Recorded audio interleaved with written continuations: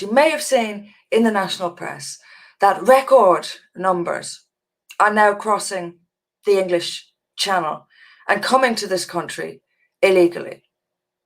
On Monday, we hit a daily record high.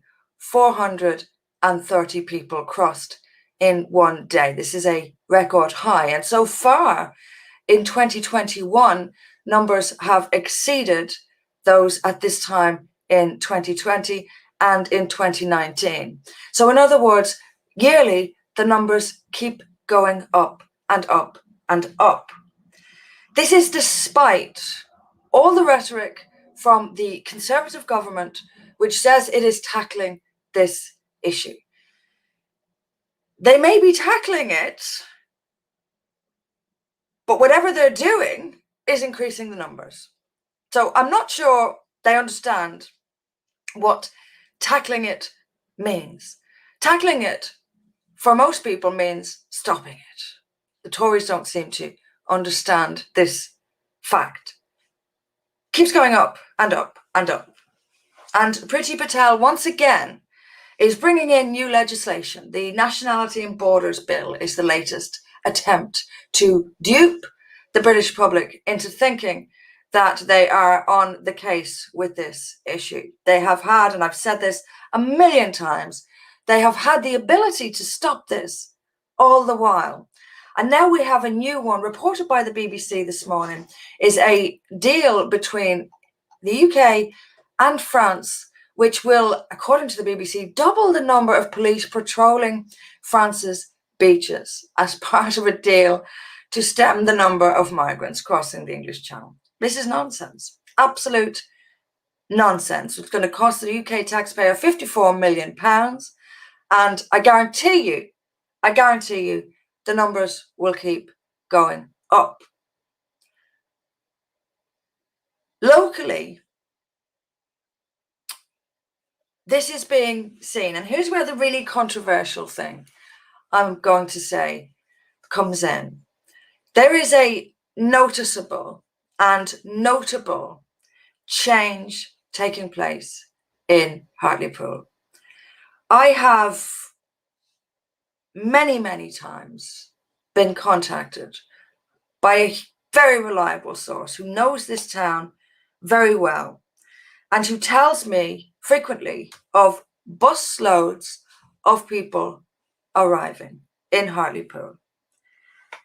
We know that the migrants who are coming here illegally all over the country, not just in this town, are housed often in hotels, given money, given all the support that is needed. We also know that that level of support is not available to local people or to British people. A homelessness crisis is a very real, is a reality in this country and in this town. I have no doubt at all that the homeless of this country would love to be housed in 3-4-star hotels. But we know that that's not going to happen. The demographic change taking place in Hartlepool is very visible. And I'll give you an example. I was in the gym recently, and while I was there, I saw somebody on one of the machines working out in full black Islamic garb, including over the head. I'd never seen anyone dressed like that in Hartlepool so far, much less in a gym. The sight of it put me in mind of, I've never been to Dubai or Saudi Arabia, but that's what it made me think of. To see someone in a gym in that context, covered in full garb, was quite, I think the word is alarming. This is a change that is taking place in front of our eyes, and it's not unconnected to the record numbers crossing the English Channel on a daily basis. Now, we're told, aren't we, that this is women and children fleeing Syria. The truth is that we have absolutely no idea where these people are coming from. And frankly, even if it is women and children, we still have a future growing cultural and religious clash taking place. We know precisely from experience, from towns and cities all across this country, the clash, and we're now just extending and extending and extending, making that divide bigger, leading to greater and greater cultural and religious clashes in the future. The press is absolutely uniform on this. Isn't it incredible? There seems to be no dissent in the press at all on this issue. But let me show you first of all, we don't know these people are from Syria. That's a ridiculous thing. And even the United Nations admits, the globalist United Nations, which celebrates this kind of migration, even it admits that the vast majority of people coming to Europe as so-called asylum seekers and refugees are not asylum seekers or refugees, but people taking advantage of the open, what is essentially an open border. And they may well be pretending to be asylum seekers or refugees, but frankly, they don't even have to pretend, because we know that no action will be taken to prevent people coming here. Here is just one image. I've been scrolling through the newspapers this morning looking at who it is coming in to the country illegally every day. Here's an image that continues to come up.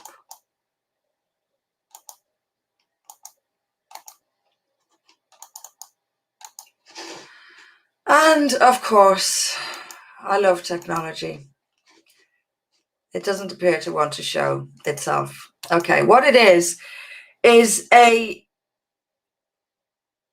very large, very strong looking man holding up fingers in victory. There are similar such pictures doing the rounds.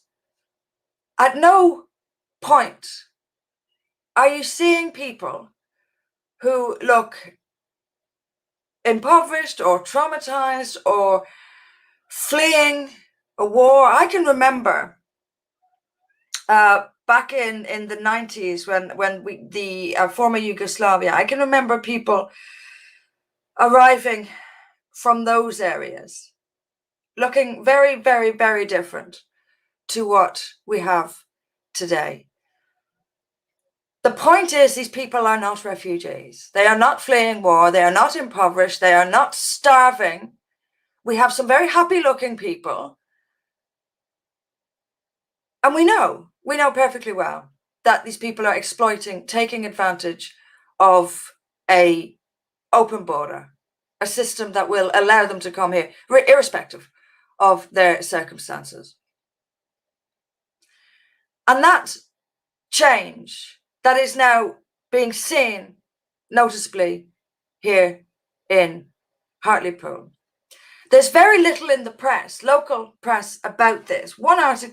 Only one article I can find addressing this at all in the local press. And it comes from January 2020, last one I can find. And it says more than 150 refugees have been resettled in Hartlepool under schemes for those affected by the Syria conflict. It says the UK's But with the UK's backlog of asylum applications climbing to nearly 50,000 cases, campaigners warn that many of those seeking sanctuary have been left to survive on a pittance while awaiting their fate. In Hartlepool, 136 people have been resettled under the Vulnerable Person Resettlement Scheme. Now, this was January 2020. This noticeable demographic shift in this town is happening now in July 2021. Nothing in the local press about it. But look at the language used by the press. The headline, more than 150 Syria conflict refugees. Says who? Says who?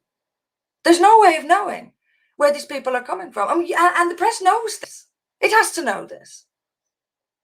But yet we are told matter-of-factly that this is the case, that they're fleeing conflict in Syria. It goes on to say, since both schemes began, these arrival and refugee and asylum seeker schemes began, nearly 20,000 people have been resettled across the UK. Together, they account for nearly 3/4 of people resettled in the UK since 2010, the earliest year for which data is available.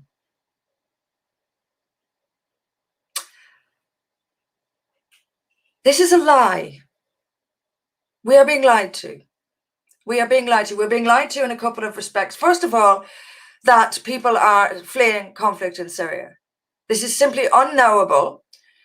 And we have records going back to the 2010s of criminal offences being committed, including rape, sexual assault, terror attacks, committed by people from all over Africa and the Middle East, and yet somehow fleeing Syria. They will be reported to us as having fled Syria, and yet they will be from Ethiopia or Eritrea or Libya, or the list is endless. And it's strange to me that someone from Eritrea should be fleeing the conflict in Syria. We're being lied to. These are enormous lies, and these lies are intended to tug at your heartstrings, just like the national press this morning is telling us that these are women and children, and yet the photographs are all of big burly men. I don't understand this. We're being lied to about who is coming here. We're being lied to about what is being done to stop it. What's being done to stop it is nothing at all. And the government is talking. We'll stop this, we'll stop this, we'll stop this. And yet the numbers are reaching record highs. How can that be? Because it's a lie. It's a lie. The press, nothing. No concern, no voices of concern in the press. It's all matter-of-factly presented as asylum seekers and refugees. It's all matter-of-factly presented as that we must do this as a matter of, I don't know, decency. If we don't, who are we? How can we be so cruel as to not allow anyone from anywhere in the world to come here for what we know to be, deep down we all know it, economic reasons, and because our benefit system is so generous to people from other countries. Meanwhile, people from this country, little to no help is available to them. We're being lied to.